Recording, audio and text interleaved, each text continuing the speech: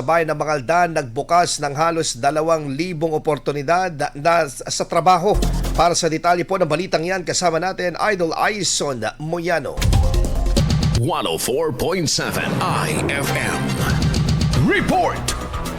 Higit 1,700 oportunidad sa trabaho ang inialok sa mga residente ng Mangaldan sa ginanap na jobs fair ng lokal ng pamahalaan ng Mangaldan sa pamamagitan ng Public Employment Service Office or PESO noong Agosto 5, 2026. Layo ng jobs fair na mailapit ang mga job seeker sa mga kumpanyang may agarang pangangailangan ng mga empleyado. Naging pagkakataon din ito para sa mga fresh graduate, mga profesional na naghahanap ng trabahong angkop sa kanilang natapos na kurso, mga individual na nais lumipat o magbago ng industriya. Ayon sa lokal ng pamahalaan, layunin ng programa na mapalapit ang mga oportunidad sa trabaho sa mga mamamayan at mapabilis ang mga ugnayan ng mga employer at job seeker. Kasama mo mula rito sa IFM Dagupan, ito sa Idol Aison Moyano, Tatak IFM!